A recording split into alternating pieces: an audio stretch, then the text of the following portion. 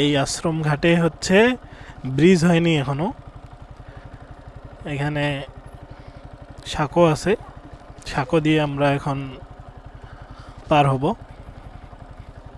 Interesting কিন্তু বিষয়টা, কিন্তু রিস্ক আছে।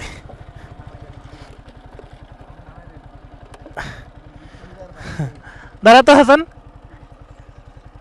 টি শার্ট ডিজাইনটা দেখি, আয় সামনে আয়। এই যে ডিজাইনটা সুন্দর লাগতেছে অনেক, এটা আমার নতুন এজেন্সি। তো আমরা এখন এটা পার হব, যদিও আমি এদিক দিয়ে খুব কম আসি, কারণ আমাকে হচ্ছে ভয় লাগে খুবই এটা পার হইতে। কারণ হচ্ছে আমি যখন এটার উপরে উঠছি তখন এটা হচ্ছে গোড়াটাই কাঁপাকাঁপি করে অনেক।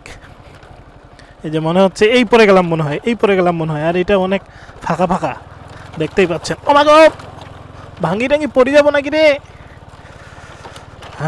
আরেকটা বাইক আসতেছে, ভয় লাগতেছে এখন। এটা তো মনে হয় সার একটা।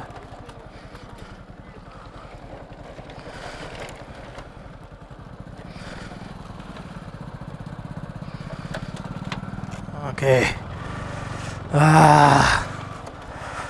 মনে তো হচ্ছে ভাঙে পড়ে যাবো, এরকম এরকম লাগতেছে। একদিকে কাইদ হয়ে গেছে, একদিকে কি হয়ে গেছে, বাঁচাও।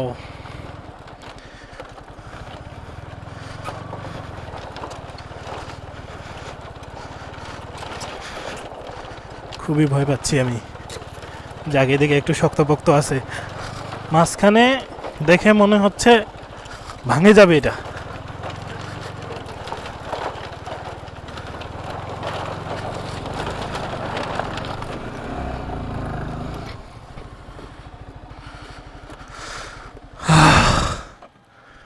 তো দেখতে পাচ্ছেন এখানে হচ্ছে এটা হইল কি নদী, ঢেপা নদী।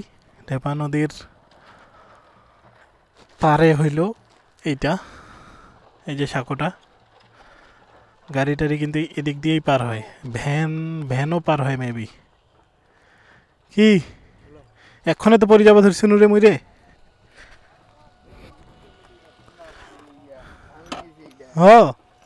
এটা পার হইতে আমাকে খুবই ভয় লাগে, আমি এই জন্যে হচ্ছে এই রাস্তা দিয়ে আসি না, কিন্তু আজকে আসতে হলো কারণ আমি একেবারে এখানে 10 মাইলে আসছিলাম। তো এদিক থেকে আমাদের বাড়ি এদিক দিয়েই আর কি কাছে। তো বাড়িতে যাব, বাড়িতে যেয়ে আম্মার সাথে দেখা করে তারপরে আবার হচ্ছে দিনাজপুরে ব্যাক করব।